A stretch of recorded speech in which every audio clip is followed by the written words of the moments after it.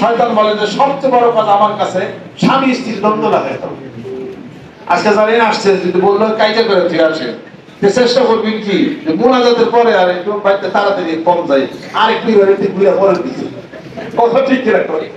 আর যে মহব্বত ভালোবাসা থাকে বিদায় ঠিক মতো পান টান বানিয়ে টেনে দিয়ে থাকে, তেলে কোনো যে মোনাজাত হয়ে গেছে তাড়াতাড়ি রাখতে যায়, কথা ঠিক কিরকম। আপনারা ভালো মানুষ, অন্য জায়গার মানুষের কথা কইতেছেন, আপনারা এই সমস্ত কাজ করেন তাই। আচ্ছা, স্বামী স্ত্রীর দ্বন্দ্ব, ক্লেশ, তর্ক বিতর্ক দূরত্ব হলো সবচেয়ে অশান্তির জিনিস। হয় স্বামী আগে মারা যাবে না বউ আগে মারা যাবে, দুইজনেরই হায়াত কমবে। আর যে মহব্বত ভালোবাসা থাকে তাহলে হাড়ের রক্ত ব্লাড সার্কুলেশন ভালো হবে, শান্তি হবে। শান্তি হলে নামাজ পড়বে, জিকির করবে, জান্নাতে যাবে। আর যদি তা না হয় তাহলে স্বামী স্ত্রী তর্ক বিতর্ক হলে পরে বাপ অর্ধেক খাবে অর্ধেক খাবে না, ওই পার্কে যায় সেরা আরেক দুই বন্ধুর লোক গল্প করে রাত 12টা পর্যন্ত কাটাইছে। এই সময়টা আর স্ত্রীকে দিবে না। সে আসার পরে কি করবে, খাবে আছে নাকি দাও ফেললে ভালো লাগতেছে না, এই কথা বলে কোনো খেয়ে ঘুমাইবো, সকালবেলা ওরা অফিসে চলে যাবো না। তাহলে এই দীর্ঘ 4-5 ঘন্টা সে তার স্ত্রীকে সময়টা দিল না, কথা ঠিক কেন বলে। এইভাবে অশান্তির আগুন চলতে থাকবে। অর্থাৎ স্বামী স্ত্রীর দ্বন্দ্ব ক্লেশ লাগাইলে যে শয়তানে, ওই শয়তান কাজের মধ্যে প্রথম স্থান অধিকার করবে। আর যেই ব্যক্তি জিকির করবে তার স্ত্রীকে জিকির মাতাবে, জিকির করবে, দুইজনে জিকির করলে ইজা যাকারাল্লাহ খালাসা ওয়া ইজা গাফালা ওয়াসওয়াসা, জিকির করলে শয়তান দূরে যাবে আর কোমন ছড়া দিতে পারবে না, স্বামী স্ত্রীর মহব্বত বৃদ্ধি হয়ে যাবে, দুইজনে জান্নাতে যাবে। সুবহানাল্লাহ। এই জন্য যে সংসারে জিকির আছে ওই সংসারে শান্তি আছে। সুবহানাল্লাহ। ছেলে এই জিকির কর, হ্যাঁ এই জিকির কর, ঘরের স্ত্রী বল জিকির, এটা হুকুম দিতে হবে। আর সাথে সালাতে ওয়াস্তাবির আলাইহা, আমাদের হুকুম, জিকিরের হুকুম, কোরআন শরীফ তেলাওয়াতের হুকুম। ইনশাআল্লাহ তাআলা শান্তি প্রতিষ্ঠা হয়ে যাবে। রাজি আছেন?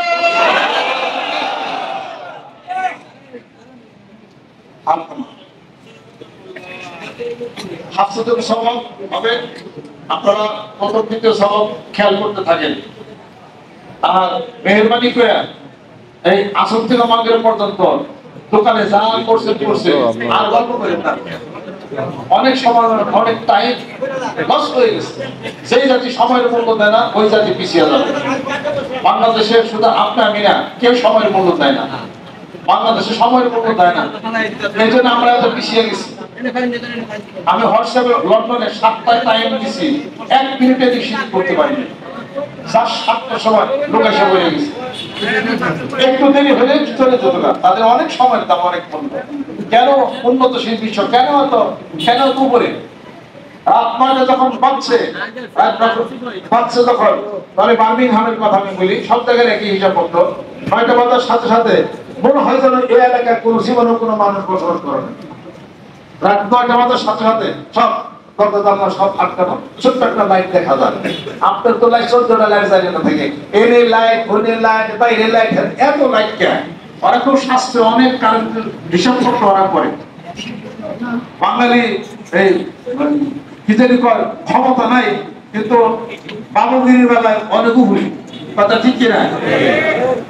বাঙালি নাই সে 3 পয়সা, বাবুগিরির উস্তাদ, বাবুগিরির উস্তাদ। রাত 9টা তখন বাজবে, তখন খাওয়া দাওয়া তারা সারা করবে। 9টার মধ্যে খাওয়া দাওয়া সেরে গেলে ঠিক 9টা সাড়ে 9, সর্বোচ্চ 10টার মধ্যে তারা ঘুমাবে। সকালবেলা ঘুরে তারা উঠে যাবে। আপনি কি করেন? ওই 9টার সময় তো এই নামাজ পড়লাম, এরপরে খাওয়া দাওয়া আছে, তারপরে কিছুক্ষণ মোবাইল টিপায়, মেয়ের ডাক পরে, পোলার ডাক পরে, কাপু তুমি যে সব আমার কাজ আছে, ও খেতার নিচে যায় রাত 2টা পর্যন্ত মোবাইল টিপা, কথা ঠিক কিনা? এই জাতি পিছিয়ে যাবে না, কোন জাতি পিছিয়ে যাবে বলে? লন্ডনে যান, এই অবস্থা দেখবেন, গাড়ি করে হ্যান্ডপান সবকিছু বন্ধ, টুকটাক সব ঠিক মতো খাওয়া দেখে। আমার সকাল ঘুরে তারা উঠে গেছে। তারা ওইখানে বক্তব্য দিলাম, 7টা টাইম দিচ্ছে, আমাকে বলছে 1 মিনিটে নিষেধ করা যাবে না। আমরা তো 7টায় দিতে মনে করি যে 7টায় দিচ্ছি, 7:30 লোক আইব, আমি 8টা থেকে কথা বলি। না না এইগুলো ওরা 7টায় একটা ঠিক কথা হবে, টাইম মতো আধা ঘন্টা আগে 1 ঘন্টা আগে যাই হাজে ফটাফট লোকজন সব বসে গেছে। তারা কথা শুনবে, তারা আলাপ আলোচনা করবে। তারা মুরিদ না আমার বাহিরের মানুষ, তারাই এটা ব্যবস্থা বাইরে মানুষ ওনারাই ব্যবস্থা করছে, টাকা পয়সা ওনাদের 5 লাখ টাকা খরচ ওনারাই ব্যবস্থা করছে। ওগুলো তো হোয়াটসঅ্যাপে তো গুলি দেয়, যাই কিছু হোক তাদের দেখছি তাদের নিয়ম কানুন হিসাবপত্র। আপনারা বাঙালির যারা আছেন আপনারা ঘন্টার পর ঘন্টা সময় নষ্ট করেন এখানে বসে ওখানে বসে, মানিকগঞ্জের মুরিদ আর টাইম পাস করা যাবে না, সময়কে কানে ধরে খাটাইতে হবে। রাজি আছে? আল্লাহ পাক বলেন আমি সময়ের কসম, যুগের কসম, যুগ যুগান্তরের কসম করে বলতেছি, ইন্নাল ইনসানা লাফি খুসর, মানব সকল সব ক্ষতিগ্রস্তদের মধ্যে হয়ে যাবে। ইল্লাল্লাযিনা আমানু ওয়া আমিলুস সালিহাত ওয়া তাওয়াসাউ বিল হক ওয়া তাওয়াসাউ বিস সবর, যারা ঈমান আনছে, নেক আমল করছে, সত্য এবং ধৈর্যের উপদেশ প্রদান যারা করছে, তারাই হলো সফল কাম হয়ে যাবে। জোরে জোরে বলেন সুবহানাল্লাহ।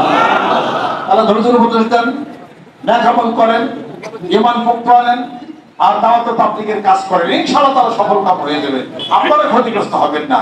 আর এই সময় নষ্ট গল্প গুজব হ্যান করে সময় নষ্ট আর করা যাবে না। আল্লাহু আকবার। দোকান বসে সময় নষ্ট করে দোকানে প্রয়োজনে যদি শেয়ার বাড়তে চলেছিলাম আলহামদুলিল্লাহ হাত নামান, ওই সময় দাওয়াত ও তাবলীগের কাজ করতে হবে। মানিকগঞ্জ দরবার শরীফের নেতৃত্বে অন্তত পক্ষে এই বাংলার জমিনের বুকে আমরা যেন মাইল ফলক হইতে পারি।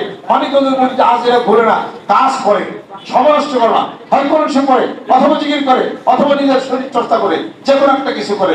এই জন্য আপনাদের উচিত যে আপনারা আমার কাছে মুড়ি পেয়েছেন, চাইবেন না নাইবেন, দরবারে যাই দরবারে আসি, এটার অর্থটা কি? দরবারে যান দরবারে আসেন, আমার কাছে বায়াত করে দিয়েছেন, আপনি আমারে ভালো করবেন না? যে আমি যার কাছে বায়াত করে দিয়েছি, যে আমার জীবনের নেতৃত্ব যিনি দিতেছেন, উনি কি করেন? আমি যদি বৈশাখ যদি কাটাই, আপনার বৈশাখ কাটান, আমি টাইম লস করি, আপনারা টাইম লস, আমি কি তাই করি? তাহলে আসে না, জানার অর্থটা কি? বাড়িতে বসে জিকির করলে হয়, তাহলে বাড়িতে জিকির করলে হয়ে যায়। আপনার বৃক্ষরোপণ অভিযান চলছে, সুন্নতের ইত্তেবা, কেন করে গাছ লাগাইছে, গাছ লাগান তাদের বেশি করে। ওই একজন গাছের কথা কইছিল, আম গাছ, আমি তো কিনা লাগাই আরো দিন দুইটাই না হাজির করছি, জোয়ার বাড়ি তখন গাছ লাগাই। যখন সুবহানাল্লাহ ভাই, আমাকে তো গাছ লাগানোর জায়গা নাই। ও তাহলে আপনার বুদ্ধি নাই, আমার গাছ লাগানোর জায়গা নাই, দুইটা গাছ কিনে কেউ দেন, ওই গাছ লাগাইলে ওটা আপনি লাগানো হইলো। জোর কথা, আমার দেওয়া গাছ কত মানুষের বাড়িতে আছে, কত মানুষের বাড়িতে আছে, গাছ লাগাইছে, ওই গাছ বড় হইছে, সেই গাছ কাইটা খাট বানায়া ওই খাটের মধ্যে আমি শুয়েছি, তাও 20 বছর আগের কথা বলি, তাও 20 বছর, এরা 89 সালের কথা বলতেছে, 89 সালে।